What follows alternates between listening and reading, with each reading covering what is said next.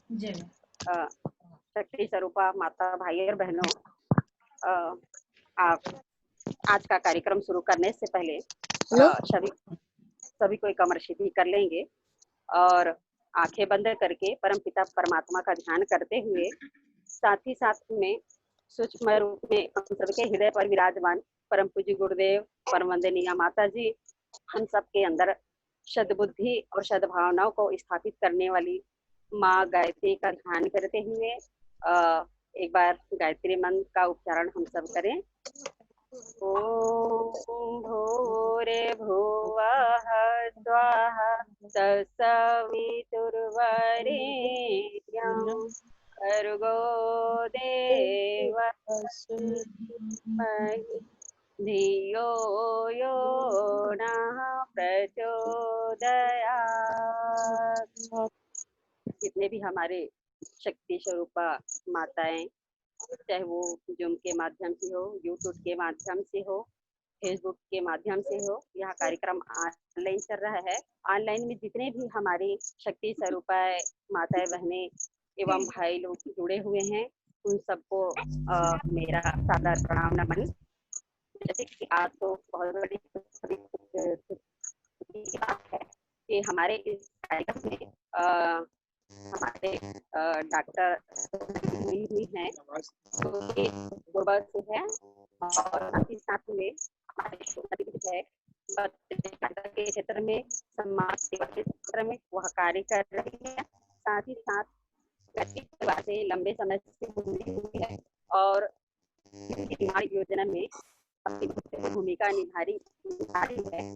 तो इस कार्यक्रम में हम शोभना दीदी को स्वागत करते हैं और इस कार्यक्रम में जुड़ी है। स्वागत है दीदी जी आपका। और आज का हमारा विषय है नारी जागरण और नारी जागरण की आवश्यकता। वास्तव में क्या नारी है, उनको जगाने की आवश्यकता है। गायत्री पर जुड़े हुए हैं और युग निर्माण योजना में 7 सूत्र आते हैं और उसमें से एक महत्वपूर्ण सूत्र है नारी जागरण। नारी जागरण वास्तव में आज के परिवेश में क्यों जरूरी है और उनको जगाने की आवश्यकता क्यों पड़ रही है। आज हम दृष्टि उठाकर देखते हैं कि आज के परिवेश में हमारी माताएं, बहनें कमी है, चाहे वो शिक्षा के क्षेत्र में हो, चाहे विज्ञान के क्षेत्र में हो, कोई कार्य के क्षेत्र में हो, किसी भी क्षेत्र में हमारे किसी भी क्षेत्र में कम है। वास्तव में आज नारी की आवश्यकता क्यों बढ़ रही है, इसकी जरूरत क्यों हमारी, ये आज कि बढ़ रही है कि आज हम वास्तव में नारी जाति की गौरव समाज में करा रहे हैं। तो हम नारी जाति को समाज में कैसे स्थापित कर सकते, नारी जाति के गौरव को हम समाज में कैसे स्थापित कर सकते। और वास्तव में हमारे समाज में आज नारी जाति की आवश्यकता क्यों पड़ रही है, इस विषय में हमारे मुख्य वक्ता है श्रीमती दीदी जी। मुख्य वक्ता आज हमारे बीच में है दीदी जी। हमारे छत्तीसगढ़ नारी जागरण के प्रमुख है और साथ ही साथ में प्रमुख तो है ही, साथ ही साथ वो एक बिगड़ी है और कहा जाता है कि एक तपोवन है। अपना और देश समाज और राष्ट्र के लिए लगातार लगा रही है। ऐसे प्रतिभावान आज हमारे सामने रूप में आई है, ये बहुत ही गौरव की बात है। ऐसे महान व्यक्ति है आज नारी जागरण की आवश्यकता के बारे में बताएंगे। तो ज्यादा समय ना लेते हुए मैं आमंत्रित करती हूँ हमारे से आज का और आज की कार्यक्रम की अध्यक्षता हमारी डॉक्टर कर रही है। बहुत बहुत धन्यवाद है हमारे को। आप आगे आदरणीय को आमंत्रित करेंगे।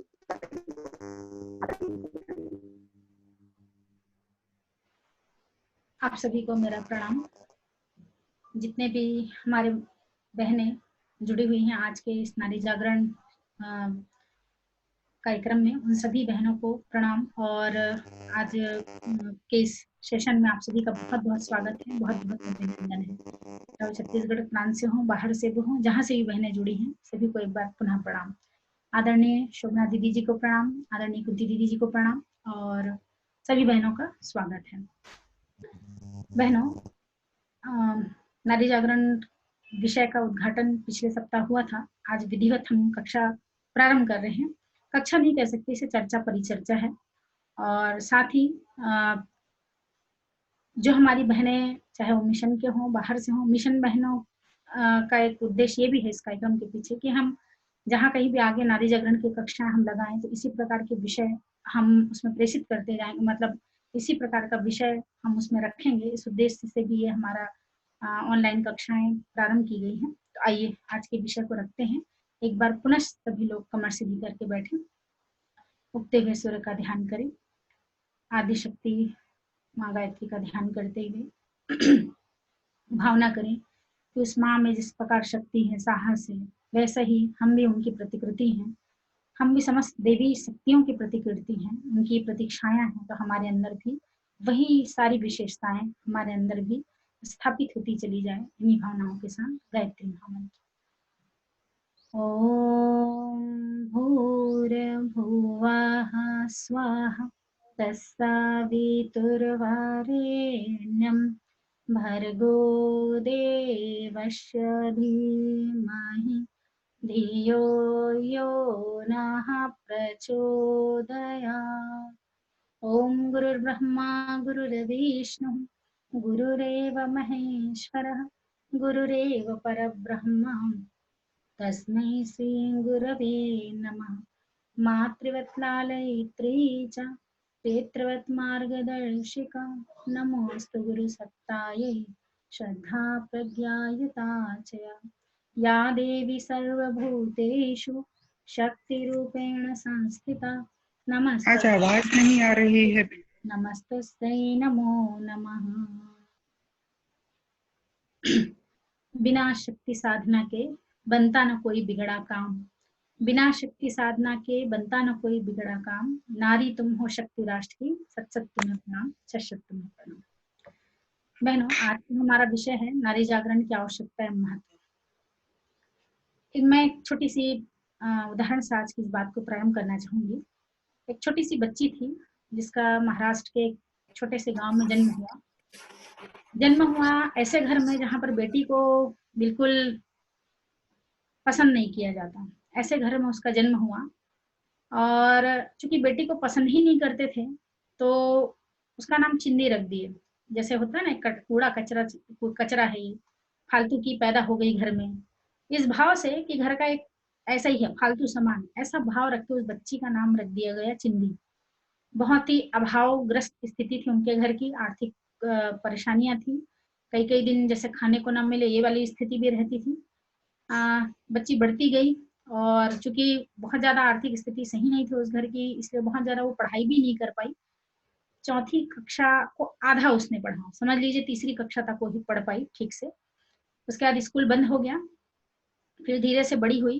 जब बड़ी हुई, मात्र 10 वर्ष की आयु में उसका विवाह कर दिया गया, और विवाह जो उससे हुआ वो उसकी आयु से दोगुना बड़ा था।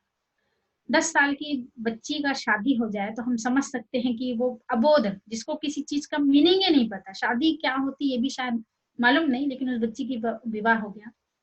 फिर ससुराल में जैसा भी जीवन चलता रहा, थोड़ी सी बड़ी हुई, 18-19 साल की, तो वो गर्भवती थी। लेकिन शायद उसको पति को उसे रखना पसंद नहीं था, या वो चाहता था कि घर से निकल जाए। तो उसने अब किसी को उस समय अगर घर से निकालना हो तो कोई मिथ्या आरोप लगा दे, तो उसने उस महिला पर मिथ्या आरोप लगाया कि ये बच्चा मेरा नहीं है, अब तुम घर से निकल जाओ। अब उसकी क्या स्थिति होगी? 8वां-9वां महीना चल रहा है और उसे घर से निकलने के लिए उसके पति ने कह दिया। वो घर से निकल गई, कोई ठिकाना नहीं। मायके गई तो वहां भी उसके माता पिता ने उसको स्वीकार नहीं किया। फिर वो इधर उधर भटकती रही, और उसने अपने बच्चे को जन्म एक गौशाला में दिया। चारों तरफ गाय खड़ी थी, अगर गलती से भी पैर किसी का पड़ जाता तो शायद उस दोनों की मृत्यु हो सकती थी। लेकिन गौशाला में बच्चे को जन्म दिया, आसपास कोई नहीं था। बड़ी दर्दनाक स्थिति है, अगर आप हम कभी देखें सुने तो। उसने अपने बच्चे के नाल को काटने के लिए पत्थर का प्रयोग किया और गिन के 16 बार मार के उसने उस नाल को काटा। फिर थोड़ा आगे बढ़ी, अपने बच्चे को लेकर संघर्ष करते हुए वो समाज के बीच में न रहकर शमशान घाट में रात्रि में रहती थी, क्योंकि युवती थी, यंग थी वो, और वातावरण को देखते हुए वो बीच में नहीं रहती थी। रात में वो शमशान घाट चली जाती थी वहां, क्योंकि शमशान घाट उसे बताया गया था कि शमशान घाट में कोई नहीं आता, जो मरता है वही आता है। तो रात्रि में वहीं अपना जीवन काटती थी। एक दिन वो मरने के लिए जा रही थी, तो एक बूढ़ा आदमी वहीं पर प्यास से मर रहा था। वो मरना चाहता था, मतलब मृत्यु हो जाए ऐसी उसकी आकांक्षा थी कि मैं मर जाऊं, लेकिन बहुत ज्यादा उसको प्यास लगी थी, तो वो पानी पानी करके चिल्ला रहा था। तो उसने देखा कि ये पानी मांग रहा है, तो उसने सोचा मरने तो जा ही रही हूँ, क्यों ना एक पुण्य काम करके मरूं। तो उसने पानी लाया और उसको पिलाया। फिर सोचा कि भाई बाबा तेरे को मरना ही है तो पानी पी के क्यों मरे, कुछ खाना है मेरे पास उसे भी खा ले, जो भी बचा कुछ था उसे खिलाया। उस दिन उसको लगा कि मैं जब एक मरते हुए को बचा सकती हूँ, मैं जब ये काम कर सकती हूँ, तो मैं अपना जीवन क्यों बर्बाद कर रही हूँ, क्यों अपने आप को मृत्यु के कगार पर ले जा रही हूँ, क्यों मैं मरना चाहती हूँ। तो उसको समझ में आया कि मेरे जीवन की सार्थकता क्या है।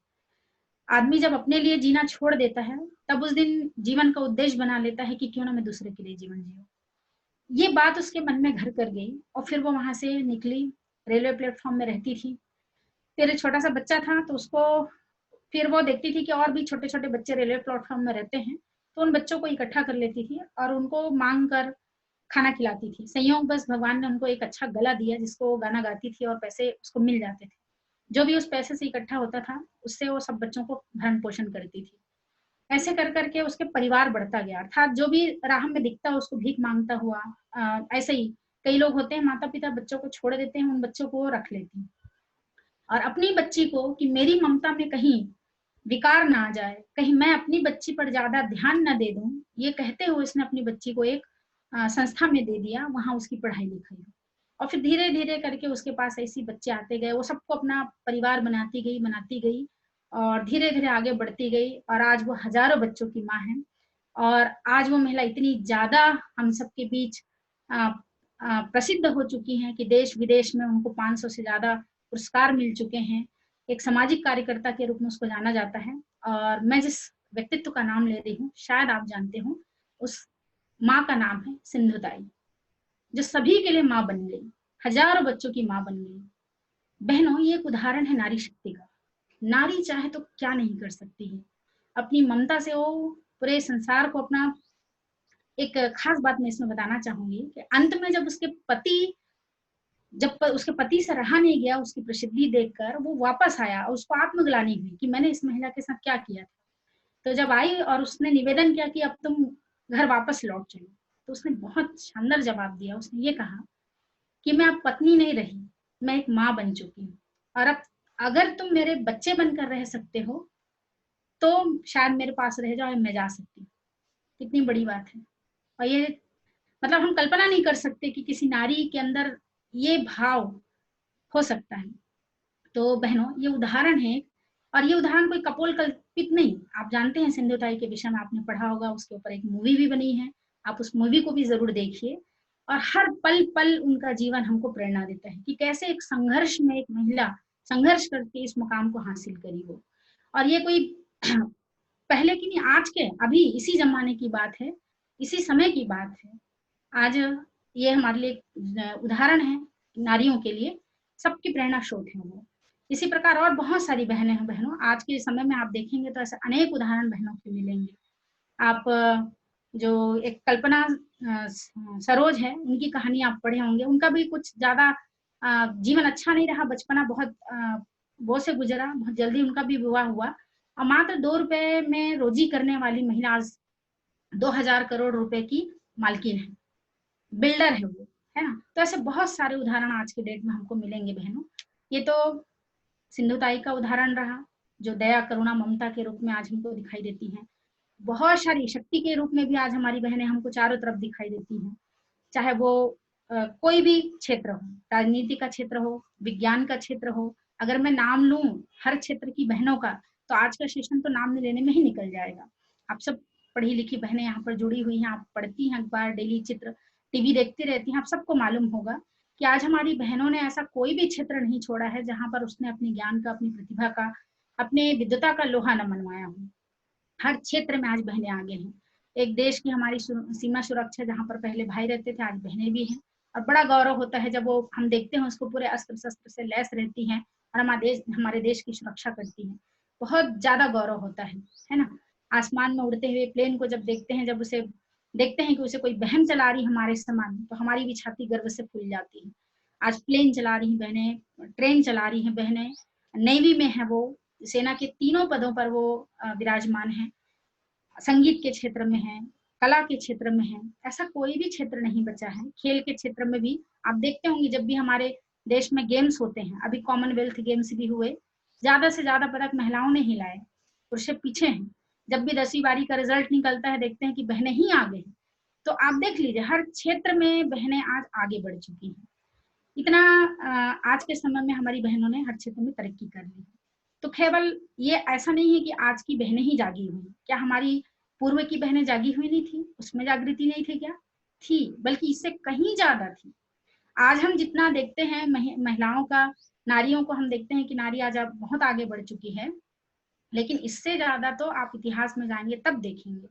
ये बात अलग है कि बीच में जब मुगल शासकों का आगमन जब हमारे भारत में हुआ, तो उन्होंने नारी को अपनी बिल्कुल भोग्या विलासिता के दौर से वो गुजरी, और वो उसका कारण ही है कि नारी के ऊपर बहुत अत्याचार हुए, और उसको वो अपनी एक जीवन का पार्ट मान के चलने लगी कि नहीं, बस यही मेरी जीवन है। इस प्रकार से एक बीच में एक समय आया। लेकिन हम थोड़ा अगर पीछे जाएं, बहुत ज्यादा पीछे नहीं, इतिहास में अभी हम आजादी के समय जाएं तो भी बहुत सारे उदाहरण हमको मिलते हैं बहनों, जिन्होंने अपने प्रत्यक्ष अप्रत्यक्ष देश के लिए बलिदान किया। चाहे वो किसी ने अपने बेटे को बलिदान किया, किसी ने अपने पति को बलिदान किया, वो स्वयं बलिदान हुई है। तो इस प्रकार बहुत सारे उदाहरण हमारे आजादी के समय में है। और पीछे जाएंगे आप तो हमारा जो वैदिक युग है, उसमें बहुत सारे आपको उदाहरण मिलते हैं। रामायण महाभारत काल में भी एक से एक महान नारियां हुई। माता सीता, मंदोदरी जो अपने पति को हमेशा सन्मार्ग पर चलाती रही, ऐसी महान नारियां जिन्होंने अपने पति को सन्मार्ग पर चलाया। चाहे रत्नावली हो, चाहे विद्युतमा हो। रत्नावली अर्थात तुलसीदास की पत्नी, जिन्होंने अपने एक वचन से अपने पति का मार्ग ही बदल दिया। विद्युतमा कालिदास की पत्नी थी, जो महामूर्ख था, उसको उन्होंने ज्ञान की दिशा धारा दिखा दी। बहुत सारे उदाहरण हैं बहनों। और हम जो माताएं हैं, एक से एक माताएं इस धरती पर जन्म ली हमारे भारत भूमि पर, शकुंतला, सीता, और उसके अलावा बहुत सारे उदाहरण हैं, मदालसा, है ना। तो बहुत सारे उदाहरण हैं बहनों। हम पीछे वैदिक युग में जाएं तो ऐसी ऐसी महान विदेशी नारियों का परिचय मिलता है कि शायद हम कल्पना भी नहीं कर सकते। ऐसी महान जो वेदों का संधान करती थी, वेद ऋचाओं का संधान करती थी, समाज को एक दिशा देने का काम करती थी। पहले वैदिक युग में 2 प्रकार की बहनें होती थी। एक को सद्योवधी कहा जाता था, सद्योवधू, और दूसरे को ब्रह्मचारिणी। सद्योवधू उन बहनों को कहा जाता था जो अपने घर परिवार का बेहतर निर्माण करती थी और समाज के लिए सुयोग्य संतान को वो समर्पित करती थी जन्म देकर। ऐसे तैसे संतान को नहीं, सुयोग्य संतान देना जिनकी जिम्मेदारी होती थी। और ब्रह्मचारिणी बहनें जो समाज को ज्ञान देने का काम करती थी, अविवाहित रहती थी और पूरे समाज को वो घूम घूम कर दिशा दिया करती थी, वो बहनें थी। हम भागीरथी को जानते हैं जिन्होंने गंगा को अवतरित किया, लेकिन उनका भी सम्मान कुछ कम नहीं है जिन्होंने मंदाकिनी नदी को बहने पर विवश कर दिया, मां अनसुईया ने। ये भी उदाहरण है। सावित्री की कथा आप सभी जानते हैं, जिन्होंने यमराज से अपने पति के प्राण छीन लाए। माता सांडालिनी को भी आप जानते होंगे, जिन्होंने उन्होंने उनका पति जिनसे उन्होंने विवाह किया था, उनका पति रोगी था और वो अपने पति की रोज सेवा शुश्रूषा किया करती थी। एक दिन जब वो सेवा करके मतलब उनका हाथ पैर धुला के जब वो ला रही थी उनको, तो उनके पैर से एक ऋषि का अंग पड़ गया। अब ऋषि को क्रोध आ गया कि मैं जब ध्यान में बैठा हूँ और तुमको इतना भी ध्यान नहीं है कि ऋषि मुनि का अपमान करके जा रही हूँ। उन्होंने क्षमा मांगी कि ऐसा नहीं है ऋषिवर, मैं देख नहीं पाई थी आपको और गलती से मेरे पति का पैर आपके शरीर में स्पर्श हो गया। लेकिन अब वो ऋषि थे, क्रोध आ गया उनको, तो उन्होंने कहा कि जा, जिस पति की तू सेवा के लिए मेरा अपमान कर रही है, वो सूर्य उदय उदय होते ही तेरे पति की मृत्यु हो जाएगी। तो उसने बहुत क्षमा याचना की, निवेदन किया, लेकिन वो माने ही नहीं। तो माता ने कहा कि ठीक है, अगर आपका यही श्राप है कि मेरे पति की मृत्यु हो जाए, तो ठीक है, सूर्य उगेगा तब तो मेरी पति की मृत्यु होगी। उन्होंने एक प्रकार से चैलेंज कर दिया। और आप शायद पढ़ें तो 10 दिन तक सूर्य उग नहीं पाया। माता सांडिल्य ने अपने तप से, अपने शक्ति से सूर्य को उगने ही नहीं दिया 10 दिन तक। और जब पृथ्वी में हाहाकार मच गया, पूरी पृथ्वी, क्योंकि सूर्य का उदय होना कितना जरूरी है आप सभी जानते हैं, सूर्य से ही जीवन है। अब वो उदय नहीं हो रहा था तो सभी को चिंता हुई। देवताओं के बीच उथल पुथल हो गया कि सृष्टि का विनाश मत हो जाए। देवता भी सहायता नहीं कर पाए उनकी। उन्होंने कहा कि माता अनसुईया के पास जाओ, अर्थात एक नारी के पास ही भेजा गया देवताओं को भी कि आप उस नारी से सहायता लीजिए। सभी लोग अनसुईया माता के पास आए। उन्होंने निवेदन किया कि आप माता सांडिल्य को समझाइए, वो सूर्य को उदय करे। तो वो सब गए, निवेदन, फिर माता गई, अनसुईया माता गई, उन्होंने निवेदन किया कि माता आप सूर्य को मुक्त कर दीजिए। तो माता सांडिल्य ने कहा कि आप तो जानती है माता कि जैसे ही मेरे सूर्य उदय होगा मेरे पति की मृत्यु हो जाएगी। तो माता अनसुईया ने कहा आप उसकी चिंता मत करिए, आपके पति की जीवन रक्षा का दायित्व मैं लेती हूँ। फिर माता अनसुईया की उन्होंने बात मानी, सूर्य को मुक्त किया। और जैसे ही सूर्य मुक्त किए, श्राप तो श्राप था, जैसे ही सूर्य भगवान उगे उनके पति की मृत्यु हो गई। लेकिन माता अनसुईया ने ये संकल्प करते हुए कि यदि मेरे सतीत्व में बल है, मेरे तपस्या में बल है, तो इनके पति के प्राण वापस आए। यमराज को आना पड़ा, उनके पति के को जीवन दान देना पड़ा। यह शायद पूरे विश्व में कहीं ऐसी घटना नहीं घटी है। ये हमारे भारत भूमि का सौभाग्य है, जहाँ पर 2-2 बार यमराज को भी नारी ने विवश कर दिया जीवन दान देने के लिए। ये कितना गौरवपूर्ण, गौरव लगता है जब ये सब कुछ सुनो कि हमारे भारत की नारियों में इतना ज्ञान। आप जानते होंगे मैत्रेयी और याज्ञवल्क्य, ये दोनों का शास्त्रार्थ राजा जनक के दरबार में बहुत प्रसिद्ध हुआ। उसके अलावा मंडन मिश्र जो शास्त्रार्थ थे, उनकी पत्नी थी भारती, जिन्होंने शंकराचार्य और मंडन मिश्र की भी जब शास्त्रार्थ हुआ तो उनकी जो मंडन मिश्र की पत्नी थी भारती, उनको उनका निर्णायक बनाया गया था।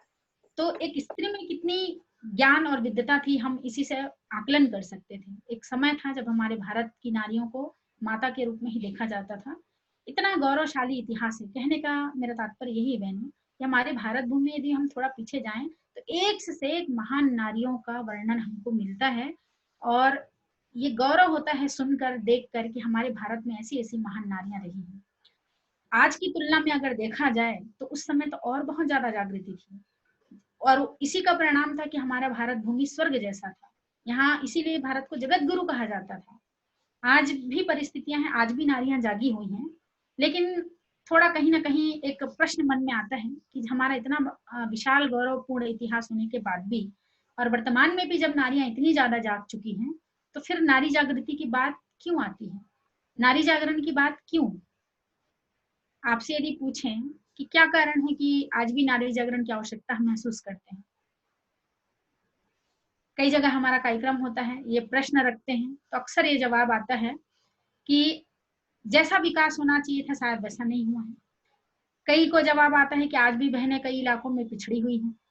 कुछ लोगों का जवाब आता है कि नारियां जागी तो हैं लेकिन अलग तरीके से जाग गई, ये भी जवाब आता है। तो बहुत कई प्रकार के जवाब आते हैं और आप सबका जवाब सही भी है, देखा जाए तो सही भी है। आज जब हम देखते हैं बहनों कि आज हमारी भारत भूमि में आज वर्तमान में भी नारियों ने एक से एक कारनामे वो करके दिखा चुकी हैं। हर क्षेत्र में वो आगे हैं, कोई क्षेत्र नहीं बचा है जिसमें वो आगे ना हो। इतिहास में भी हम देखते हैं इतना गौरवशाली हमारा इतिहास है, फिर भी हम नारी जागरण की बात करते हैं तो इसके पीछे कुछ कारण नजर आते हैं।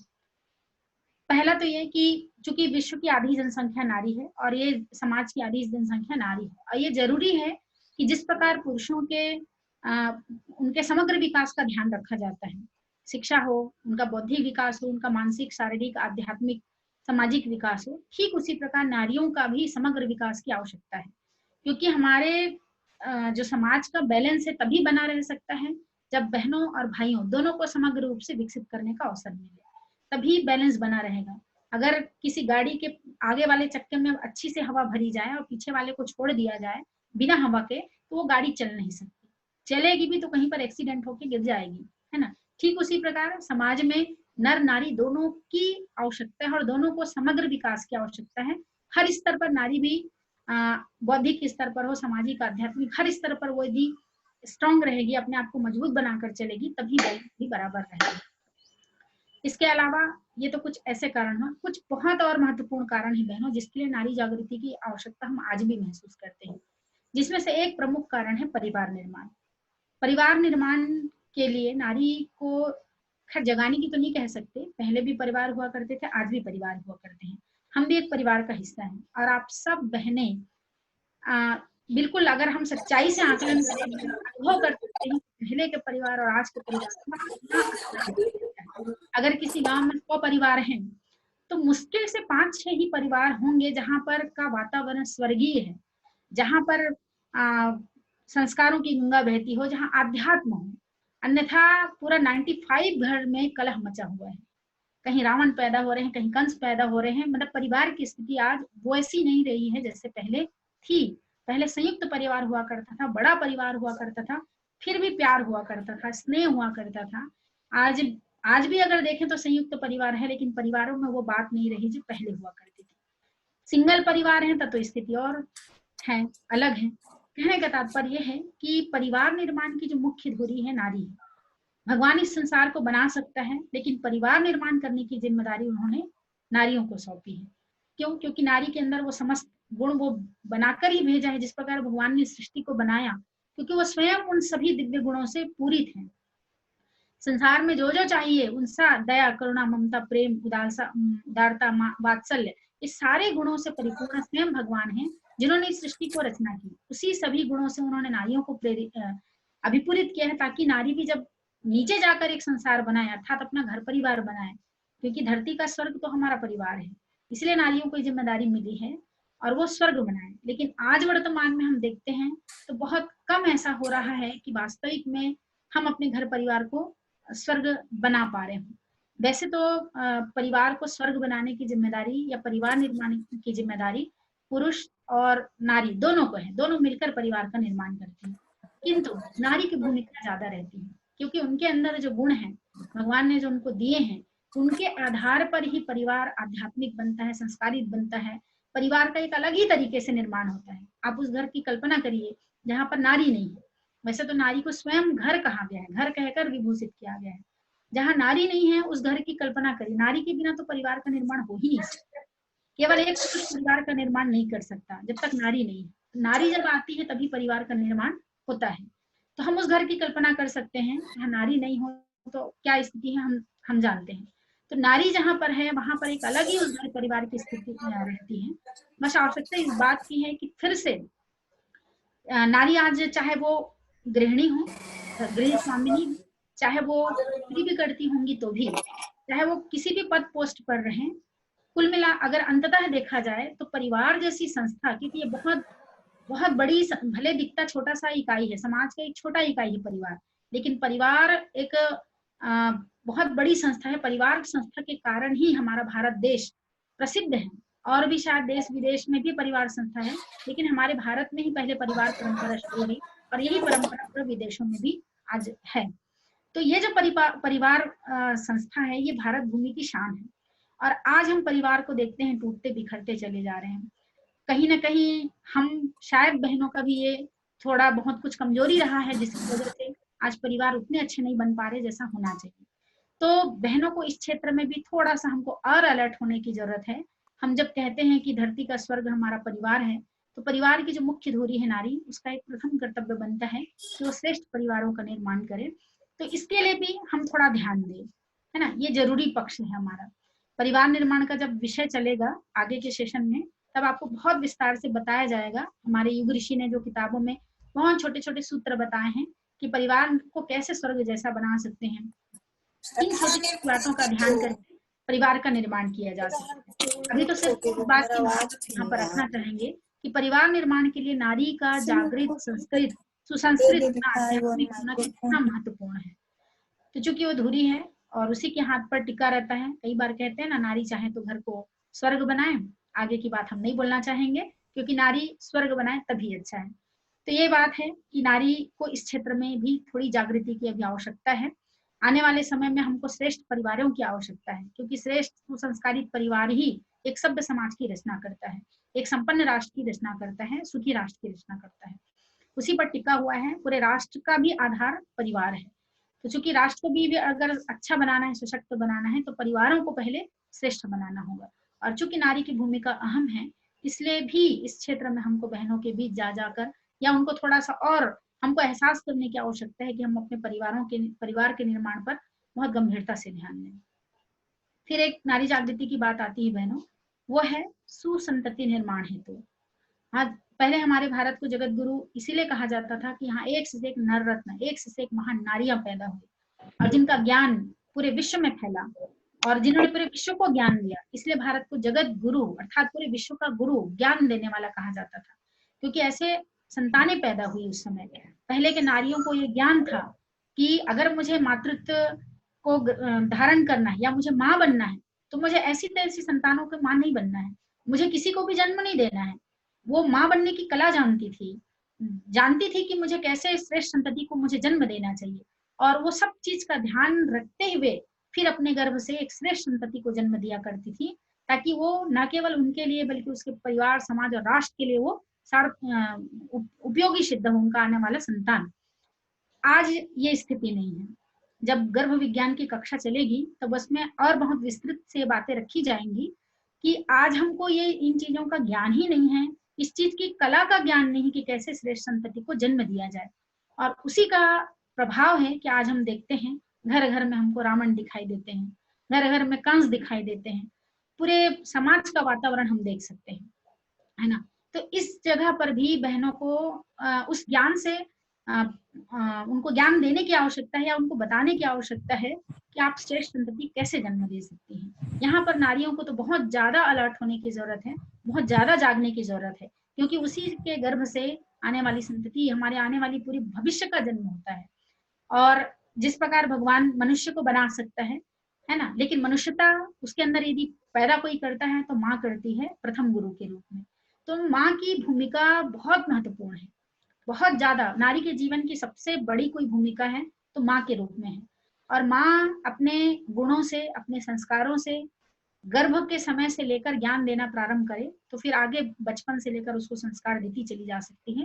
तो ये भी बहुत जरूरी है, नारी को इस क्षेत्र में जागने की जरूरत है, उस ज्ञान को जानने की जरूरत है, जिससे वो इस समाज को श्रेष्ठ संतति दे सके। इस क्षेत्र में बहनों को जगाने की आवश्यकता है बहनों। और एक और क्षेत्र है जहां पर बहनों को तो बहुत ज्यादा शायद हमको और उनके बीच कुछ अलग ही प्रकार की जागृति की आवश्यकता है। जैसा कि आज भी हमारे समाज में अगर देखें, एक तरफ देखते हैं कि हमारी नारियों ने, भारत की नारी हो चाहे विश्व की नारियां हो, पूरे विश्व पटल पर वो छा चुकी हैं और धरती नहीं, पूरा आसमान चांद तारों को वो छू रही हैं हमारी बहनें।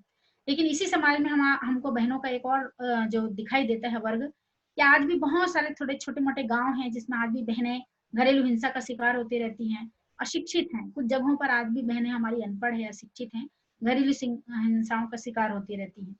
ऐसे बहनों के बीच भी जागृति लाने की आवश्यकता है। दूसरा वर्ग हमको दिखता है, कुछ बहनों को बहुत बढ़िया अवसर मिला कि वो पढ़ें लिखें आगे बढ़ें, और वो आगे बढ़ भी रही हैं, है ना, जिन्होंने इस देश का नाम रोशन किया, समाज और परिवार को लाभान्वित कर रही हैं। कुछ एक अंत में जो बहनों का वर्ग दिखाई देता है, जिनको पर्याप्त स्वतंत्रता मिली, लेकिन उन्होंने शिक्षा भी अध्ययन किया और सब कुछ अपने लिए हासिल भी किया, लेकिन उन्होंने केवल और केवल अपने विकास तक उसको सीमित रखा, अपने ज्ञान का, अपनी शिक्षा का वो समाज को वो महत्व नहीं दे पा रही हैं। दूसरा, इस जो से एक स्वतंत्रता मिली नारी को आगे बढ़ाने के नाम पर, उस स्वतंत्रता को कहीं ना कहीं हमने स्वच्छंदता में तब्दील कर दिया। स्वतंत्रता और स्वच्छंदता में अंतर है ना। स्वतंत्रता हमारी आत्मा के लिए है, जब व्यक्ति अपनी आत्मिक शक्ति को, अपने भीतर के गुणों को विकसित करने के लिए उसको स्वतंत्रता प्राप्त होता है कि वो अपना सर्वांगीण विकास कर सके। लेकिन स्वच्छंदता अर्थात हम जब अपने जीवन की शक्तियों को केवल अपने लिए उपभोग करना शुरू कर देते हैं, और चाहे उसके लिए कोई भी कीमत चुकानी पड़े, हम उससे समझौता भी नहीं करते। ये दोनों में अंतर है। आज नारी स्वतंत्रता के नाम पर हम बहुत कुछ ऐसा देखते हैं बहनों, जो हमारी भारतीय नारी का जब गौरव इतिहास देखते हैं और आज की जब देखते हैं ऐसे बहनों का उदाहरण देखते हैं तो शर्म से झुक जाता है। जहां पर सीता की संस्कृति रही है, वहां कैसे शूर्पणखा की संस्कृति आगे बढ़ गई। आज नारी जागृति के नाम पर बहुत कुछ हो रहा है। सरकार भी हमारी ध्यान दे रही है, गवर्नमेंट भी ध्यान दे रही है कि नारी को आगे बढ़ाओ, और बहुत कुछ हो भी रहा है। उनको बहुत सुविधाएं भी दी जा रही है, उनको लोन दिया जा रहा है उनके विकास के लिए, ताकि वो उद्यमी बने, अपने पैरों पर खड़े हो, बहुत कुछ किया जा रहा है। लेकिन ये केवल दशा सुधारने की बात हो रही है, दिशा सुधारने की बात नहीं। दिशा को तो नारी स्वयं सुधारेगी, अपनी दिशा को उसको चुनना होगा कि मैं किस दिशा में आगे बढ़ूं और मैं कहाँ बढ़ रही हूँ, ये भी उसको सोचना होगा। आज नारी जागृति के नाम पर हम देखते हैं, चाहे वो पत्रकार हो, चाहे वो कवि हो, चाहे वो मीडिया हो, चाहे वो लेखक हो, हर किसी ने नारी को स्वतंत्रता का एक भ्रमित जंजाल में फंसा के रखा है, और उसको ये कहकर कि आप स्वतंत्र हैं, आप कुछ भी करने में समर्थ हैं, ये कहकर केवल और केवल उसको एक बंधन में बांध के रख दिया, एक परतंत्र। जैसे नारी पहले भी गुलाम थी और आज गुलाम, पहले तो चलो मजबूरी में गुलाम थी, गुलाम कहने का मतलब अत्याचारों को सहती थी, है ना। आज की बहनें अत्याचार नहीं सहती हैं, लेकिन कुछ ऐसे चीजों का वो गुलाम बनती जा रही हैं जिनको बहुत चतुराई से उनको गुलाम बनाया जा रहा है। और ये बात हम बहनों को शायद समझ में नहीं आती। हम समझते हैं कि हम तो स्वतंत्र हैं, हमको स्वतंत्रता मिलनी चाहिए, सब कुछ हम कर सकते हैं। लेकिन एक प्रकार का ये चक्रव्यूह जैसा है जिसको नारी स्वतंत्रता के नाम पर समाज का अन्य वर्ग हमको केवल और केवल एक उपभोग हमारा किया जा रहा है इस तरीके से। और ये दुर्भाग्य है। एक तो पहला दुर्भाग्य है, दूसरा दुर्भाग्य है कि नारी भी इस चीज को नहीं समझती है। उसको लगता है कि हाँ, मैं भी अगर इस क्षेत्र में आगे बढ़ूं तो, मतलब उस चीज को वो समझ नहीं पाती है और इसी को अपनी उपलब्धि मानती है। जो बाह्य उपलब्धि जो हासिल करती है, बहुत फेमस हो जाऊं या अच्छे से चमक जाऊं या जो भी चीजें वो अच्छी जगह में पहुंच जाए, केवल ये बाह्य उपलब्धि को ही वो अपनी उपलब्धि मान के चल रही है। आज हम देख सकते हैं टीवी में, विज्ञापन में किस प्रकार नारी का शोषण होता है, दैहिक शोषण, और छोटे छोटे विज्ञापन भी बन रहे हैं तो नारी को किस प्रकार भोग्य विलासिता का साधन बनाया जा रहा है। ये बात जब मुगल शासन आया था तब भी हुआ था और आज ये फिर से हो रहा है। बस ये बात अलग है कि इसको चतुराई से किया जा रहा है और नारी भी सहज स्वीकार करके कर रही है इन चीजों को, इस चीज को समझ नहीं पा रही है। ये चीज हमको समझने की जरूरत है और नारी इस चीज को बहुत भली अच्छे से समझे कि आधुनिकता कपड़ों में नहीं, आधुनिकता खान पान में नहीं, आधुनिकता हमारे रहने सहने के ढंग में नहीं, बल्कि आधुनिकता विचारों से। आदमी आधुनिक अपने विचारों से बनता है, ना कि अपने वेशभूषा अपने चाल चलन से बनता है। इस बात को बहुत गहराई से हमें भी समझना होगा। तो नारी जो एक अलग ही तरफ बही जा रही है, सबसे ज्यादा शायद जागृति यहीं पर महसूस होती है कि यहाँ पर नारी जागरण की ज्यादा आवश्यकता है। ये बहनें अपने मूल गौरव संस्कृति को पहचाने, अपने मूल आध्यात्मिक शक्ति को पहचाने, क्योंकि आध्यात्मिक शक्ति ही नारी को समग्र रूप से संपूर्ण बना सकती है।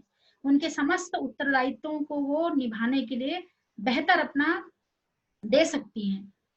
और आध्यात्मिकता से हम कोसों दूर एक अलग ही दिशा में बही जा रहे हैं, जिसका हम रोज देखते हैं। बहुत स्पष्ट करने की आवश्यकता नहीं है बहनों, मेरा इशारा आप लोग समझ पा रहे हैं, सब लोग समझ पा रहे होंगे, है ना। तो कहने का तात्पर्य है ये नारी जागृति की जब हम बात करते हैं तो कुछ क्षेत्रों में हमको महसूस होता है। मेरे ख्याल से अगर आप लोग स्वीकार करते हैं होंगे इस बात को, सहमत होंगे तो जरूर अभी 5-10 मिनट आप लोग से ही बातें होंगी, जरूर बताइएगा, आप अपने विचार जरूर रखिएगा। तो ये कुछ क्षेत्र है जहां पर हमको आज भी महसूस होता है कि नारी जागृति की आवश्यकता है। नारी जागरण कहने का मतलब क्या है? आज की नारी सोई हुई बिल्कुल नहीं, जाग रही, पहले से ज्यादा जाग चुकी है ना। लेकिन जागने कहने का मतलब यह है, जागरण का तात्पर्य है अपनी भीतर से जागना, अपनी मूल शक्ति को पहचानना, अपनी आध्यात्मिक शक्ति को पहचानना, ये वास्तविक जागरण है।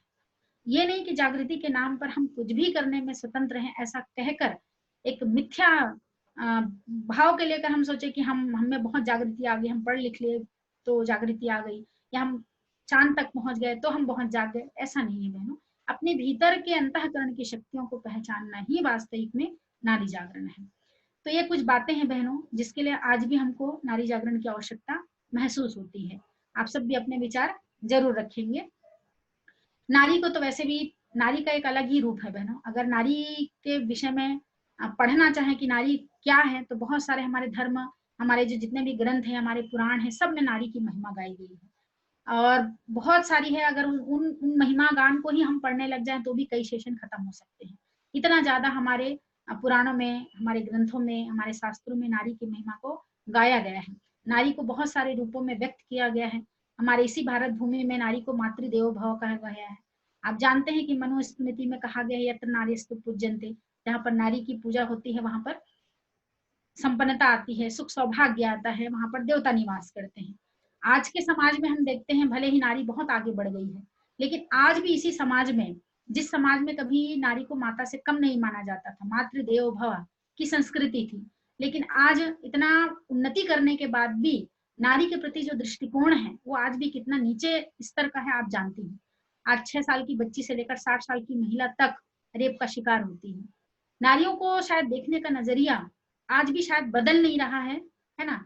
और आज भी बहुत हम विकसित हो गए हैं, मानते जरूर हैं, लेकिन नारियों के प्रति जो एक दुर्व्यवहार है वो आज भी है। बड़े बड़े घरानों में आज भी महिलाएं घरेलू हिंसा का शिकार होती हैं, बताती भले नहीं है या बाहर हमको पता भले नहीं चलता है।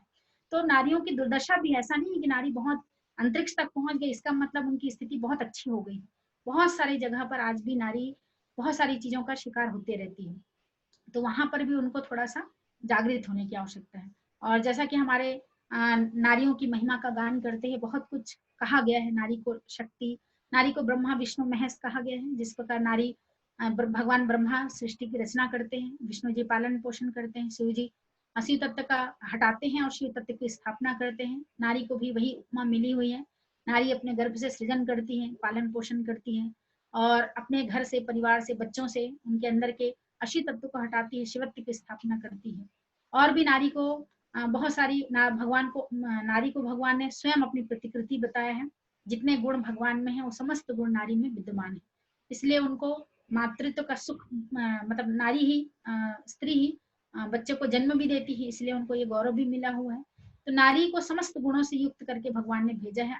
जितना भी गुण भगवान में है वो सारे गुण नारी में विद्यमान है। और नारी को दुर्गा शक्ति, काली शक्ति, हम लोग हमेशा ये नारा भी लगाते रहते हैं। आप सभी जानते हैं बहनों कि नारी समस्त शक्तियों का भंडार है। नारी ना हो तो इस संसार में शुष्कता आ जाए। प्यार और संवेदना जो नारी के भीतर है, उसी से ये पूरी सृष्टि में प्यार, स्नेह संचरित होता दिखाई देता है, संवेदना दिखाई देती है, नारी के कारण ही, है ना। नारी के बिना तो सृष्टि की कल्पना ही असंभव है। नारी कि भगवान को भी अगर इस धरती पर आना है तो नारी का सहयोग लेना पड़ता है ना। नारी के बिना वो इस धरती पर भी नहीं आ सकते। तो बिना नारी के सहयोग के तो भगवान भी अधूरे हैं, एक प्रकार से कह सकते हैं। हम भगवान का भी नाम लें तो आप देखते हैं पहले नारी की शक्ति का नाम आता है, चाहे सीताराम कहें, चाहे राधा कृष्ण कहें, या उमा महेश कहें, नारी शक्ति पहले है ना। हर जगह नारी पूजनीय है, वंदनीय है, और नारी शक्ति की महिमा अनंत है। और इसके विषय में बहुत ज्यादा नहीं कहेंगे, आप सब जानती हैं और पढ़ती भी होंगे, हमारे सभी जगह वर्णन किया गया है। नारी की शक्ति बहुत ज्यादा है, उसमें दुर्गा शक्ति, काली प्रेम की देवी के रूप में है, तो दुर्गा और काली भी उनके अंदर है। बस आवश्यकता इस बात की है कि वो अपनी शक्तियों को पहचाने, अपनी शक्तियों को पहचान कर न केवल अपना आत्मनिर्माण करे, बल्कि समाज, राष्ट्र और राष्ट्र के निर्माण में भी वो अपनी एक उत्कृष्ट भूमिका वो निभाए। और जब नारी जागरण की बात करते हैं बहनों, तो यही बात सामने आती है कि नारी अपनी मूल आध्यात्मिक प्रवृत्ति, जो उसके अंदर आध्यात्मिक शक्ति है, उसको पहचाने। परम पूज्य गुरुदेव पंडित श्री राम शर्मा आचार्य जी, हमारे युग ऋषि ने बहुत पहले, आज से बहुत पहले ये भविष्यवाणी की है या उसका उद्घोष किया है। अभी हम लोग लगाते हैं उसको, नारा कहकर हम लोग लगाते हैं 21वीं सदी उज्जवल भविष्य, 21वीं सदी नारी सदी हम कहते हैं। वास्तविक में जब ये नारा हम लगाते हैं तो इसमें दो चीजें हम सुनते हैं, 21वीं सदी उज्जवल भविष्य, 21वीं सदी नारी सदी। अर्थात ये उनका स्पष्ट संकेत है कि आने वाली सदी उज्जवल भविष्य को लेकर आ रही है, उसकी पूरी बागडोर नारियों के हाथ में रहेगी।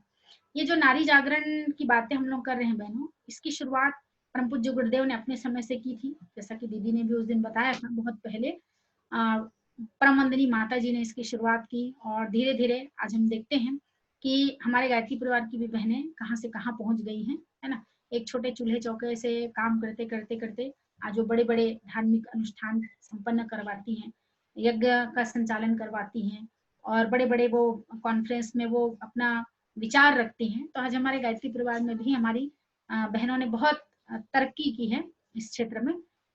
तो यहाँ पर तो दिखाई देता है हमको नारी अपने जो गायत्री परिवार है उसमें। कहने का तात्पर्य है कि जो परम पूज्य गुरुदेव ने जो घोषणा की 21वीं सदी नारी सदी, उसके लिए हम सबको और बहुत कुछ सोचना है। हम लोग सिर्फ नारा लगाते हैं, शायद गंभीरता से सोचते नहीं हैं कि अगर 21वीं सदी नारी सदी कहा गया है तो क्यों? इसको हमको फिर से सोचने और समझने की आवश्यकता है बहनों।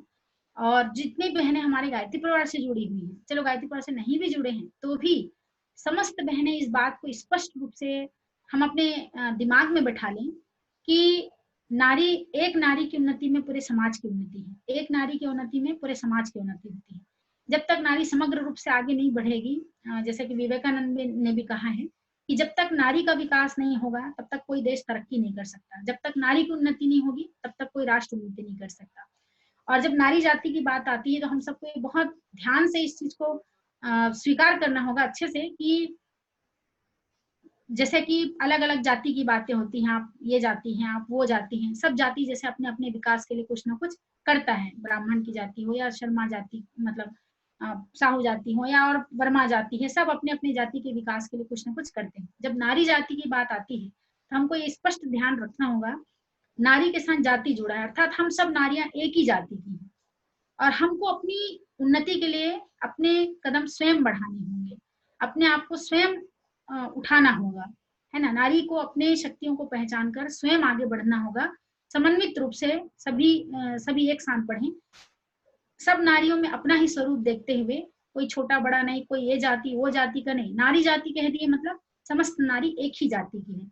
और जिस प्रकार हर जाति अपनी उन्नति के लिए प्रयास कर रहा है, उसी प्रकार हम सब नारी जाति को मिलकर अपनी जाति को उठाने के लिए, अपनी जाति को श्रेष्ठ बनाने के लिए हम सबको प्रयास करना होगा समन्वित रूप से। इसी क्रम में परम पूज्य गुरुदेव ने गायत्री परिवार की प्रबुद्ध बहनों का विशेष आह्वान किया है। उनकी एक किताब है प्रबुद्ध नारियां आगे आए, आप जरूर पढ़िएगा उस किताब को। उन्होंने समाज की प्रबुद्ध नारियों का आह्वान किया है कि हमारी बेटियां आगे आए और समाज को एक दिशा प्रदान करें। पहले जैसा फिर से इस धरती पर सतयुग आना है, निश्चित है वो आएगा, लेकिन सतयुग को लाने के लिए जिन प्रबुद्ध नारियों की आवश्यकता है, उन्होंने उनसे आह्वान किया है और ये आशाएं और अपेक्षाएं हम बहनों से लगा के रखी हैं, क्योंकि सचमुच हमारे परम सौभाग्य है। हम किसी पता नहीं और भी किसी संस्थाओं से नारी को उठाने के लिए कितना प्रयास किया होगा, ये तो मैं नहीं जानती, लेकिन अपने गायत्री परिवार में परम पूज्य गुरुदेव ने जो नारियों को आगे बढ़ाने का जो उदाहरण प्रस्तुत किया, ये शायद समाज में और कहीं देखने नहीं मिलता। और यह हमारा परम सौभाग्य है कि हम ऐसे ऋषि सत्ता से जुड़े हुए हैं। तो बहनों, क्योंकि समय भी हो रहा है, आप लोग से भी विचार लेने हैं, हमारी दीदी जी भी हैं, वो भी अपना विचार व्यक्त करेंगी। अंत में मैं कहना चाहूंगी कि हम सबको नारी जाति के विकास के लिए बहुत कुछ करना है। परम पूज्य गुरुदेव ने की आशाएं हमसे बहुत रखी है। परम पूज्य गुरुदेव भले ही पुरुष शरीर उनका दिखाई देता है, लेकिन वो नारी हृदय के थे। जब भी वो नारी की दुर्दशा देखते थे समाज में, उनका हृदय विहल हो उठता था, वो रोते थे रातों में। आप पढ़िएगा किताब को, आपको मिलेगा पढ़ने के लिए। वो नारियों की दशा देखकर रोया करते थे। एक बहुत पहले एक नागपुर में घटना घटी थी, आप सबको शायद विदित होगा, जो हमारे पहले की बहनें हमको पता होगा कि नागपुर में एक बार दहेज कांड को लेकर एक घटना घटी थी। लड़कियां, 3 लड़कियां थी, बहुत शानदार, बहुत सुंदर, बहुत सुसंस्कृत, पढ़ी लिखी, लेकिन दहेज के कारण उनकी शादी नहीं हो पा रही थी और इतना ज्यादा दहेज मांगा जाता था, तो माता पिता की आर्थिक स्थिति उतनी अच्छी नहीं थी कि वो दहेज दे पाए। तो तीनों बच्चियों को ये महसूस हुआ कि हमारे माता पिता को कितना कठिन परिस्थितियों से गुजरना पड़ रहा है। तो तीनों बहनों ने एक साथ एक ही रात को पंखे पर झूल गई थी वो तीनों बहन। ये बहुत उस समय बहुत ये जो घटना घटी थी तो पूरा भारत भर में पूरा फैला था ये। और ये घटना जब गुरुदेव को भी पता चली तो उनके भी आंखों से अश्रु बहे थे। तो कहने का तात्पर्य है कि वो नारियों की दशा देखकर बहुत ज्यादा विहल हो उठते थे और उन्होंने प्रबुद्ध नारियों से इसलिए आह्वान किया है। परमवंदनी माता जी चाहती हैं कि नारी फिर से अपने गौरव गरिमा को प्राप्त करे, फिर से उस मातृत्व के गुणों को प्राप्त करे और फिर से वो जो नारी का एक सिंहासन जो खाली रिक्त है आज, फिर से वो स्थापित हो, फिर से अपने महान उसी रूप में वो स्थापित हो उस जगह पर। ऐसा परमवंदनी माता जी चाहती थी। तो जितनी भी बहनें आज जुड़ी हुई हैं उन सबसे निवेदन कि हम यदि इस बात को बेहतर भीतर से स्वीकार करते हैं कि सचमुच परम पूज्य गुरुदेव ने कितनी बड़ी आशा हमसे रखी है, माता जी ने कितनी बड़ी आशा हमसे रखी है, तो इस दायित्व को निभाने के लिए आगे आए और नारी जाति की उन्नति के लिए हम जो भी प्रयास कर सकते हैं अवश्य करें। इस कक्षा के माध्यम से बहुत सारे अभी क्लासेस चलेंगे, ये भी नारी जागृति का ही एक हिस्सा है। नारी जागरण कई प्रकार से कर सकते हैं, जैसे करते हैं अपने मिशन में हम लोग प्रत्यक्ष भी करते हैं, अप्रत्यक्ष भी करते हैं। मतलब यहाँ पर तीनों धाराएं चलती हैं, ज्ञान योग, कर्म योग, भक्ति योग, सब प्रकार से होता है। तो ये जो भी सेशन है इसमें बहुत सारी और नारी जाति की उन्नति के लिए अलग अलग कक्षाएं होंगी बहनों, परिवार निर्माण, संतान निर्माण, यहाँ तक पाक की कला और बहुत सारी बातें, बहुत सारे विषय इसमें होंगे। आप कैसे समाज की सेवा के लिए आगे बढ़ सकते हैं, तो बहुत सारी बातें होंगी। हम नारियां अपनी शक्ति को पहचानें और उसको पहचान कर अपने आप का निर्माण करें, समाज का निर्माण करें और विश्व का निर्माण करने के लिए आगे आए, ऐसी आशा अपेक्षा। एक छोटी सी उदाहरण देकर मैं बात को समाप्त करूंगी। वैसे नारी शक्ति का एक उदाहरण तो मैंने प्रारंभ में दिया था। आपने अरुणिमा सिन्हा की कहानी जरूर पढ़ी होगी, जो नेशनल लेवल की फुटबॉल खिलाड़ी थी, है ना, और खेला करती थी। एक बार जब वो ट्रेन से सफर कर रही थी तो कुछ असामाजिक तत्वों ने उनके सामान लूटना चाहा, लेकिन वो मजबूत महिला थी, सशक्त महिला थी, उन्होंने उनसे मुकाबला किया, लड़ी वो, लेकिन उन बदमाशों ने उसको ट्रेन के नीचे फेंक दिया। जब वो ट्रेन के नीचे गिरी तो उसका एक पैर पटरी में आ गया और वो कट गया और वो उसी हालत में पड़ी रही। पता नहीं और कितनी ट्रेनें गुजर गई उसके टूटे हुए पैर के मतलब ऊपर से, और वो अचेतना अवस्था में पड़ी रही। जब उसको होश आया तब देखा कि उसका एक पैर कट चुका है। आप कल्पना कर सकते हैं कि कोई नेशनल लेवल की खिलाड़ी हो, भी फुटबॉल की खिलाड़ी, जिसके लिए पैर कितना जरूरी है। उसने जब देखा अपने आप को तो बहुत ही कष्ट हुआ उनको, लेकिन उन्होंने उसी समय ईश्वर को याद किया और सोचा कि कोई दूसरा होता, अगर हाँ हम जैसे सारा और कोई कमजोर मानसिक स्थिति का होता है, कमजोर व्यक्ति होता, तो वो सोचता कि मैं बची ही क्यों, इससे अच्छा तो मैं मर जा रहती, वही अच्छा था। लेकिन वो ऐसा नहीं सोची, बल्कि उसने ईश्वर को धन्यवाद दिया कि चलो मेरा एक ही पैर कटा है, मैं तो हूँ।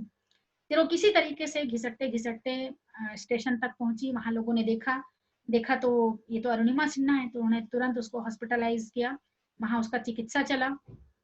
उन्होंने अस्पताल में ही ये तय कर लिया, कहीं से वो कमजोर नहीं हुई, बल्कि अस्पताल में बैठे बैठे ही उसने तय कर लिया कि मैं अपने जीवन को सार्थक करके रहूंगी। एक पैर कट गया तो क्या हुआ, मैं कुछ ऐसा करके रहूंगी कि मैं लोगों के लिए प्रेरणा का स्रोत बनूं।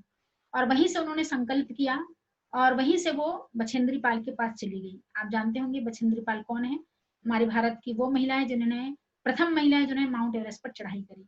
वो उनके पास गई, उन्होंने पूरा पहाड़ पर चढ़ने जो सिखाती है उनके पास गई और उन्होंने कहा कि मैं माउंट एवरेस्ट पर चढ़ाई करना चाहती हूँ। बछेंद्री पाल भी उसके हिम्मत को देखकर, उसके संकल्प को देखकर नतमस्तक हो गई, है ना। फिर उन्होंने उनको सिखाना शुरू किया कैसे पर्वत पर चढ़ा जाता है, और फिर वो सीखी पूरा। और जो अरुणिमा सिन्हा है वो प्रथम दिव्यांग महिला है जिन्होंने माउंट एवरेस्ट पर चढ़ाई की।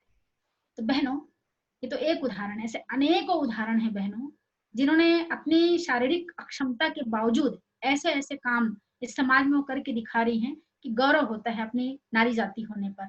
तो हम सब भी अपनी नारी होने पर गौरव करें और समाज को दिशा देने के लिए आगे बढ़ें। और हम जिस संस्था से जुड़े हुए हैं हमारा तो परम सौभाग्य है, तो इसके लिए हम सब मिलजुल कर प्रयास करेंगे।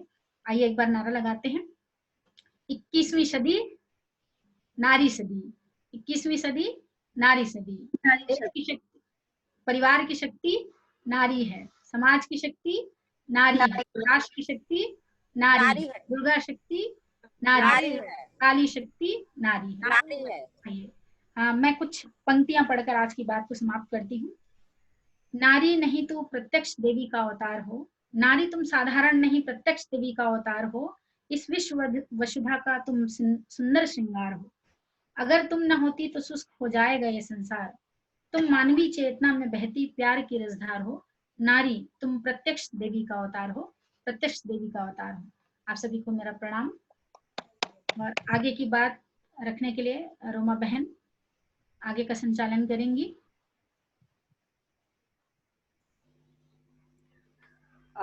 आदरणीय उषा दीदी जी को बहुत बहुत धन्यवाद।